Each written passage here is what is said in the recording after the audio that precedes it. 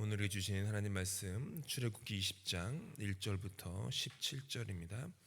출애굽기 20장 1절부터 17절 저와 함께 교독하도록 하시겠습니다. 하나님이 이 모든 말씀으로 말씀하여 이르시되 나는 너를 애굽 땅 종되었던 집에서 인도하여 낸 내 하나님 여호와니라. 너는 나 외에는 다른 신들을 내게 두지 말라. 너를 위하여 새긴 우상을 만들지 말고 또 위로 하늘에 있는 것이나 아래로 땅에 있는 것이나 땅 아래 물속에 있는 것에 어떤 형상도 만들지 말며 그것들에게 절하지 말며 그것들을 섬기지 말라. 나 내 하나님 여호와는 질투하는 하나님인즉 나를 미워하는 자의 죄를 갚되 아버지로부터 아들에게로 3, 4대까지 이르게 하거니와 나를 사랑하고 내 계명을 지키는 자에게는 1000대까지 은혜를 베푸느니라. 너는 내 하나님 여호와의 이름을 망령되게 부르지 말라. 여호와는 그의 이름을 망령되게 부르는 자를 죄 없다 하지 아니하리라. 안식일을 기억하여 거룩하게 지키라. 엿새 동안은 힘써 내 모든 일을 행할 것이나 일곱째 날은 내 하나님 여호와의 안식일인즉 너나 내 아들이나 내 딸이나 내 남종이나 내 여종이나 내 가축이나 내 문 안에 머무는 객이라도 아무 일도 하지 말라. 이는 엿새 동안에 나 여호와가 하늘과 땅과 바다와 그 가운데 모든 것을 만들고 일곱째 날에 쉬었음이라. 그러므로 나 여호와가 안식일을 복되게 하여 그날을 거룩하게 하였느니라. 내 부모를 공경하라. 그러면 내 하나님 여호와가 내게 준 땅에서 내 생명이 길려. 살인하지 말라. 간음하지 말라. 도적질하지 말라. 내 이웃에 대하여 거짓 증거하지 말라. 함께 있습니다. 내 이웃의 집을 탐내지 말라. 내 이웃의 아내나 그의 남종이나 그의 여종이나 그의 소나 그의 나귀나 물은 내 이웃의 소유를 탐내지 말라. 아멘. 우리 매주 새벽에 십계명 말씀 묵상하고 있습니다. 오늘은 제2계명이고요. 제2계명은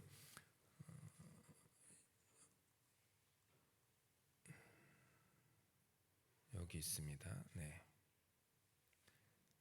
4절부터 제2계명이 시작됩니다. 제2계명이 제일 길어요. 10계명 중에 4절부터 보면 제가 읽어드리면 4, 5, 6절 전체가 2계명이에요. 너를 위하여 새긴 우상을 만들지 말고 또 위로 하늘에 있는 것이나 아래로 땅에 있는 것이나 땅 아래 물속에 있는 것에 어떤 형상도 만들지 말며 그것들에게 절하지 말며 그것들을 섬기지 말라.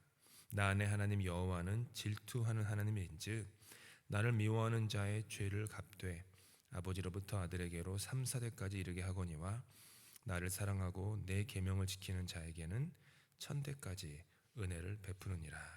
이게 좀 길죠. 이게 2계명 전부 다예요. 그래서 네. 근데 잘 아시는지는 모르겠지만 유대교에서 정리된 10계명의 순서랑 천주교에서 정리된 10계명의 순서랑 개신교에서 정리된 10계명의 순서가 이 부분에서 다 달라요. 유대교의 그 첫 계명은 우리 개신교에서는 10계명의 서론으로 여기는 출애굽기 20장 2절이 유대교의 첫 계명입니다. 유대교에서는 그러니까 이거죠. 나는 너를 애굽 땅 종되었던 집에서 인도하여 낸 내 하나님 여호와니라. 요게 1계명이에요. 유대교에서는. 그리고 2계명이 다른 신들을 내게 있게 하지 말라. 우상을 만들지 말라. 요게 이제 2계명으로 함께 이제 묶은 거예요. 천주교에서는 개신교의 1계명과 2계명을 하나로 묶어 가지고 그 전체가 1계명으로 봐요. 개신교 1, 2계명이 천주교에는 1계명. 대신 출애굽기 20장 17절이죠. 20장 17절 여기요. 화면에 보시면 이게 이 10번째 계명인데 이거를 9번째 계명과 10번째 계명으로 나눴어요. 천주교에서는. 그래서 남의 아내를 탐내지 말라. 뭐 요게 9계명, 남의 재물 뭐 10계명. 이렇게 10번째 계명 이런 식으로 이제 나누는 거죠. 이렇게 좀 조금씩 달라요. 왜냐면은 모세가 받은 돌판에 숫자가 적혀 있지는 않거든요. 1, 2, 뭐 그림을 보면은 뭐 1, 2, 3, 4 이렇게 있는 것처럼 그런 성화가 있을지 모르지만 그렇게 아라비아 숫자나 뭐 로마 숫자는 이렇게 돼 있지 않아요. 그냥 이렇게 쭉 적혀 있기 때문에 사람의 어떤 그 편의에 의해서 열로 나눈 것이죠. 근데 이렇게 개신교, 유대교 또 천주교에서 조금씩 달라지는 이유는 이계명에 대한, 오늘 우리 새벽에 묵상하는 이계명에 대한 그 이해, 해석, 적용이 조금 다르기 때문이에요. 이계명은 아까도 말씀드렸지만 10계명 중에서 제일 긴 계명입니다. 그래서 보통은 우상 숭배 금지 뭐 이렇게 이해해 버리고, 또 예전에는 예전에 이제 종교개혁 이후에는 개신교 프로테스탄트에서는 형상 금지, 그래가지고 이제 개신교 이제 뭐 루터교나 뭐 그런 어떤 나중에 이제 성공회가 시작되고 또 장로교 이렇게 시작됐을 때는 거기는 이제 예배당의 어떤 형상들이 좀 없었죠. 천주교는 형상들이 많고 다니시면 보시겠지만, 그러다가 이제 우상 숭배 금지 이렇게 돼 있는데 이 두 번째 계명을 하나님이 주시는 그 의도와 목적을 생각하는 게 중요합니다. 두 번째 계명은 하나님께서 사람들을 이렇게 묶어가지고 이렇게 매어가지고 고생시키려는 의도로 주시지 않았다라는 거죠. 우리 인간들의 연약함 때문에 하나님께서 우리에게 축복해 주시려고 도와주시려고 주신 말씀이에요. 계명에는 우리가 전 시간에도 묵상했지만 하나님의 마음이 담겨 있습니다. 그냥 글자가 아니에요. 하나님의 마음을 봐야 되는데, 거기가 어떤 마음이냐면 하나님이 나는 너의 아버지다, 이 마음이에요. 나는 너의 아버지다. 그리고 아버지로서 자녀된 너희들에게 나는 복을 주기 원한다. 이게 이제 십계명에 담긴 묵직한 마음이에요. 근데 이 아버지 하나님의 마음을 보지 못하고 계명, 율법으로만 보면은 어떤 아버지 또 아들, 딸이라는 인격적인 관계가 없는 어떤 신이 인간을 옥죄기 위해서 준 형법, 율법 뭐 이렇게 보는 거죠. 그러니까 아버지가 안 되는 거예요.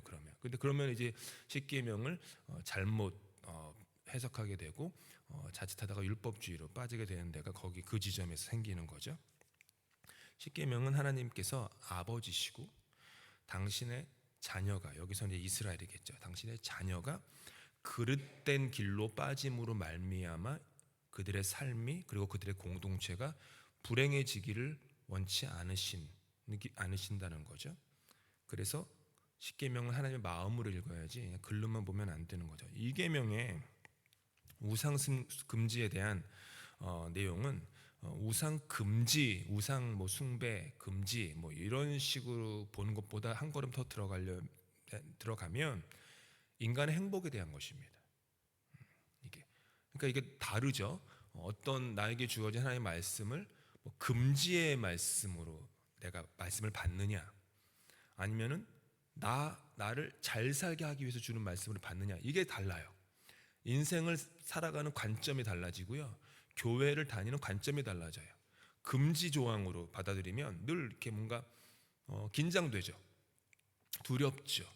마치 하나님이 어떤 창 같은 거를 들고 있다가 요 녀석 잘못하나 보자라고 하다가 내가 잘못 한 번만 하면 막 던지는 것 같이, 막 창을 던지는 것처럼 내 삶에 고난을 주고 풍랑과 경랑을 주시는 그런 하나님으로 이해하면서 교회를 다니는 신앙생활과 하나님이 나 잘 되기 원하셔, 하나님이 나 복 주기 원하셔, 하나님이 나 잘 살게 하기 원하셔, 행복하게 하기 원하셔, 이렇게 다니는 것과는 다르다라는 것이죠. 그래서 이 계명의 첫 번째 그 구절이 뭐로 시작하냐 하면 너를 위하여라고 써 있어요. 너를 위하여. 이게 놀라운 말씀이에요. 너를 위하여. 나를 위하여가 아니에요. 너를 위하여. 너의 행복을 위해서, 너의 복을 위해서, 너 잘되기 위해서 내가 준다. 근데 우리가 행복해지지 못하는 것이 뭐냐 하면, 우리는 죄성이 있는 연약한 인간은 우리 손에 무언가를 움켜쥐기를 원한다는 거예요. 우리는 무언가를 붙잡기 원합니다. 우리 손아귀에 들어오는 것을 원해요.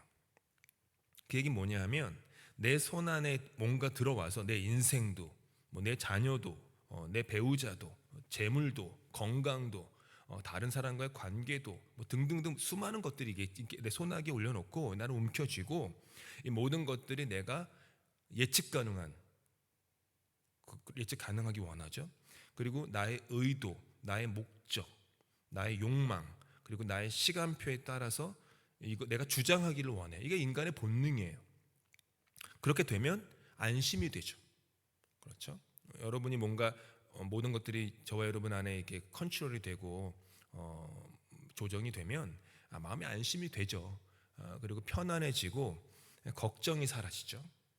그래서 형상을 만드는 거예요. 움켜쥐려고.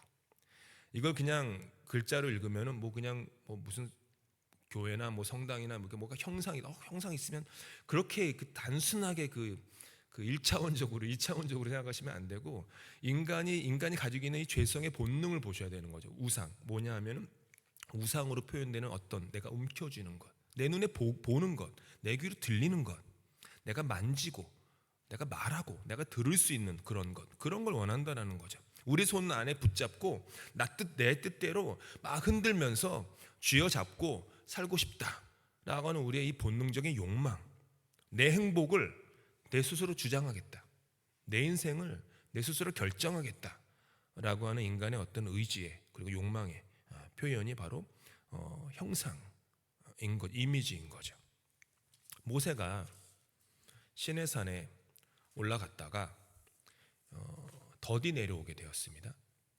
산 아래에 있는 수십만의 이스라엘 백성들은 자기의 그 걸출한 지도자가 지팡이 하나로 이렇게 흔들면은 막 홍해가 갈라지고, 막 반석을 치면은 물이 나오고, 막 이렇게 기적을 베푸는 그런 지도자가 자기들 주변에 없는 거잖아요. 지금 지도자가 없는 거예요. 불안하죠. 예. 교회도 담임 목사가 경험해 보셨지만 몇 개월 없으시니까 불안하죠. 이 교회 잘 될 수 있을까? 조그만 이 세상에서, 인간 세상에서의 이 교회도 그런데 그 백성들이 얼마나 불안했겠어요. 그래서 뭘 했냐면, 모세 형 아론을 가서 막 조르기 시작한 거예요. 뭐 좀 해봐라. 도저히 불안해서 못 자겠다. 당장 내일이라도 주변에 있는 강한 나라들이, 그 이스라엘은 이 당시에 학자들에 따르면 청동기 문화를 여전히 가지고 있었지만, 가나안 족속들은 철기 문화를 가지고 있었거든요. 상대가 안 되잖아요, 싸우면. 청동기랑 철기랑 어떻게 싸워서 이깁니까? 불안한 거예요. 그리고 그들은 막 거인들이 있다라고 이렇게 얘기했어요. 우리는 메뚜기다. 그들은 장대하다, 장성한 사람들이다. 막 이렇게 얘기하니까, 그러니까 막 아론을 붙잡고 하니까 아론이 할 수 없어서 금부치를 좀 가져오라고 출애굽할 때. 그래서 그걸 녹이죠. 그 다음에 금송아지를 이렇게 만들어 놓고 광란에 예배를 드립니다. 그냥 광란의 막 그런 파티가 아니라 예배였어요. 그들은 금송아지 두고서 막 찬양하고 노래하고 막 광적인 예배, 막 은사가 충만한 예배, 우리 말로 표현하면 막 그런 거예요.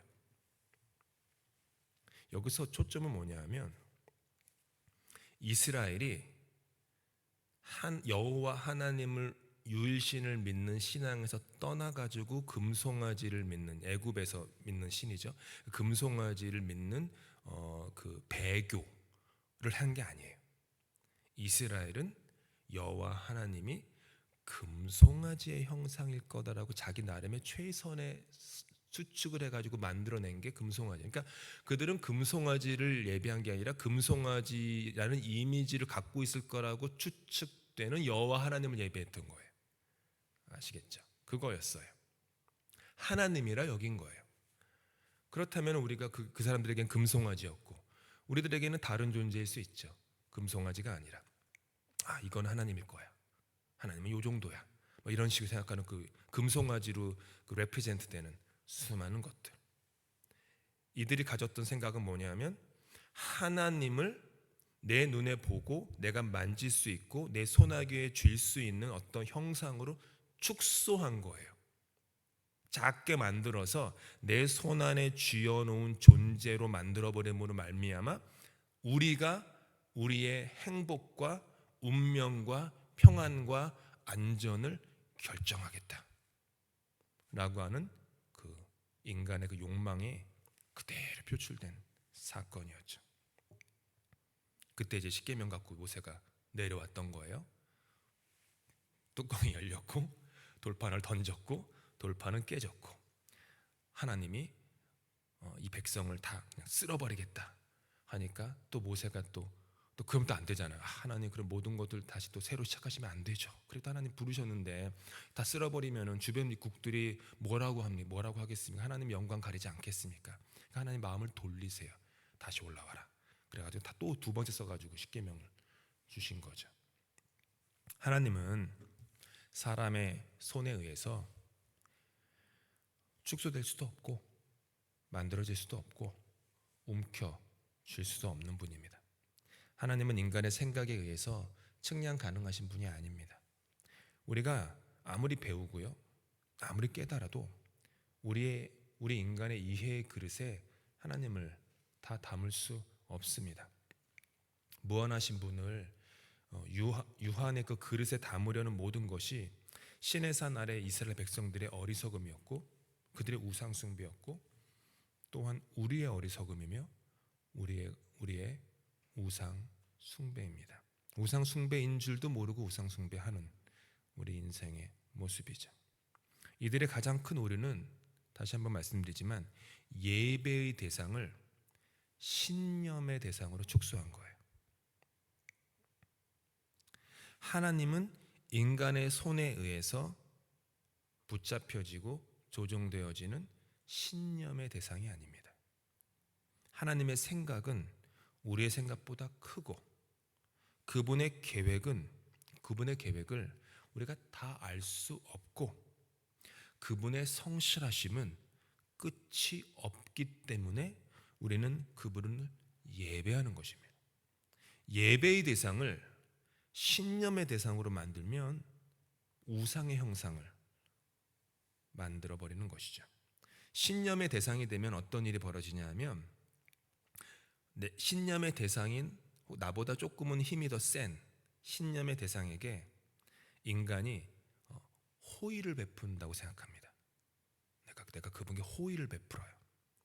비나이다 하거나 봉양을 드리거나 제물을 드리거나 호의를 베풀어주고 그 호의 때문에 그 신적인 존재가 나에게 혜택을 베풀어주는 그런 관계가 돼요. 지난번에도 말씀드렸지만 하나님은 이스라엘을 예배하라고 부르셨어요. 마찬가지로 하나님은 우리를 예배하도록 지으셨고 예배하도록 불러주셨습니다. 교회를 뜻하는 그 단어가 에클레시아,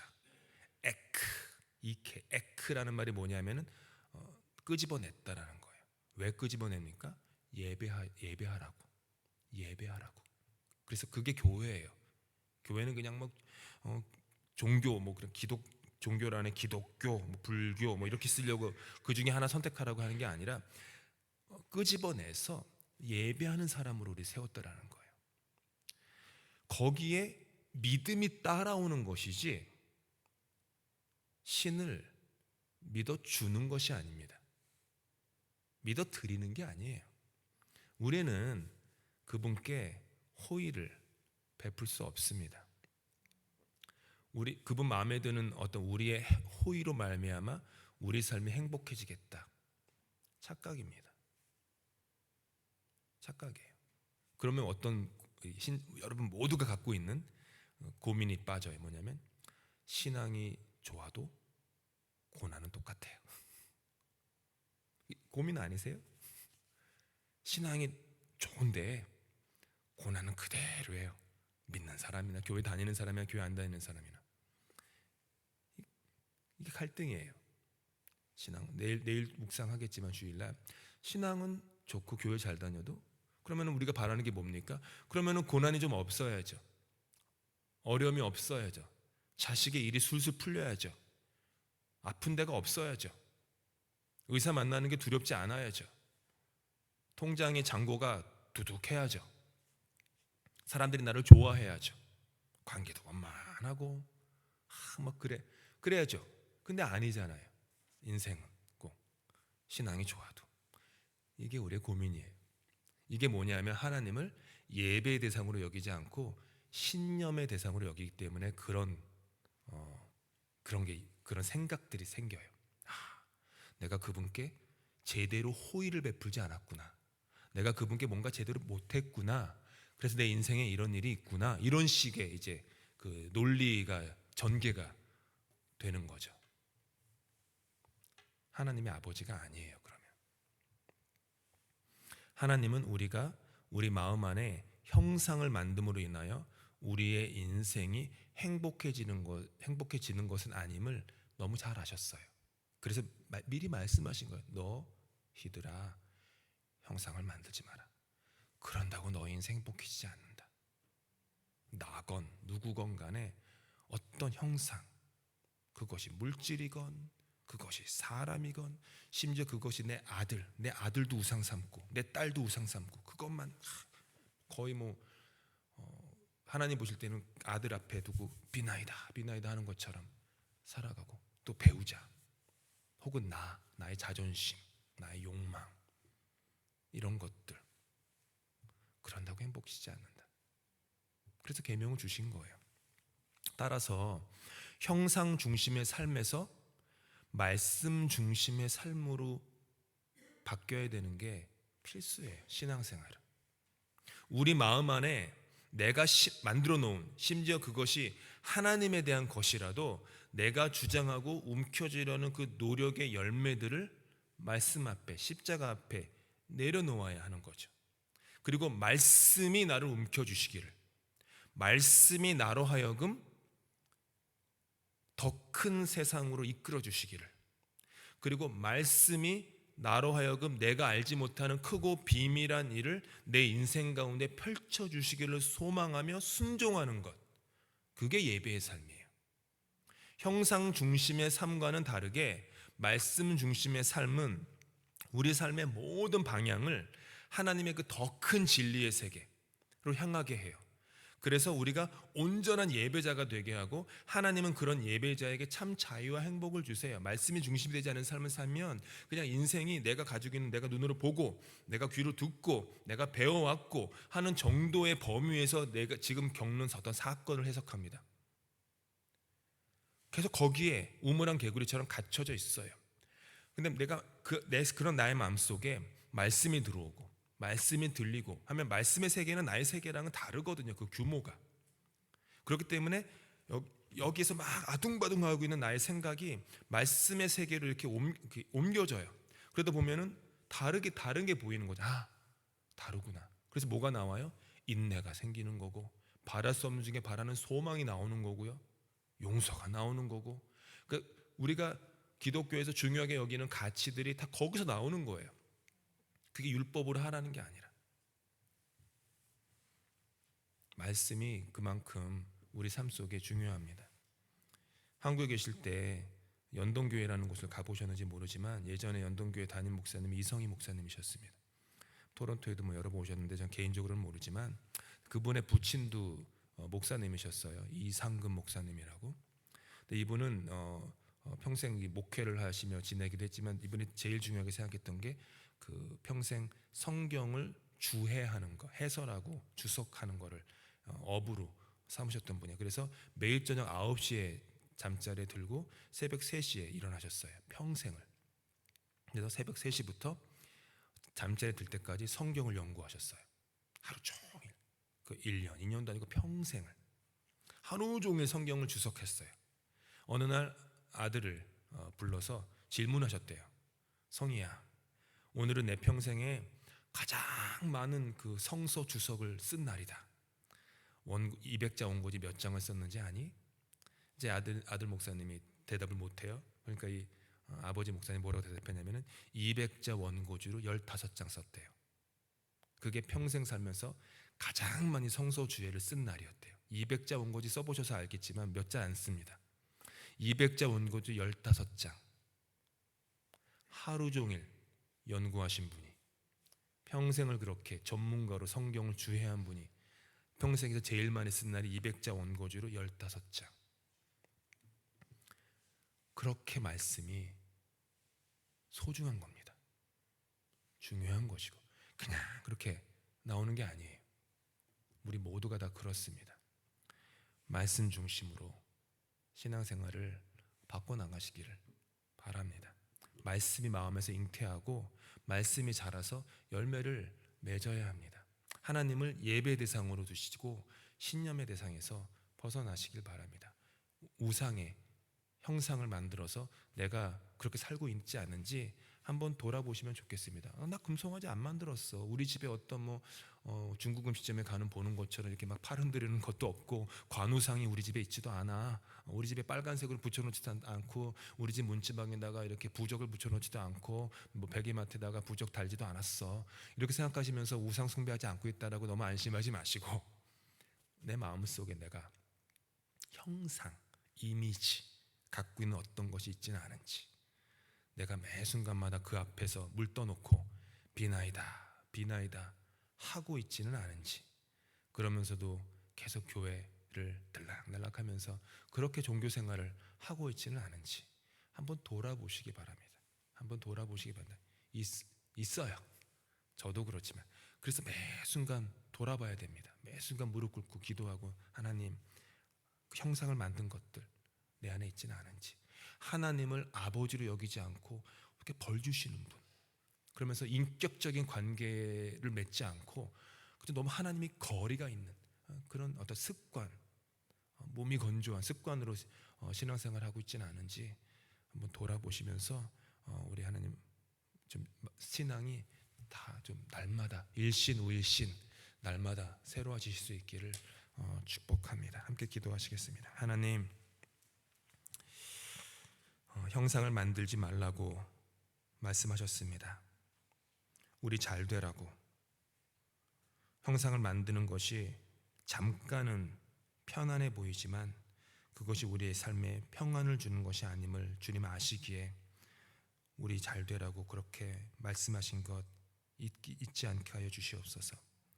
그래서 우리 주님을, 하나님을 내 아버지로 모시면서 주님과 더 깊은 인격적인 관계를 살아나가기를 소망합니다.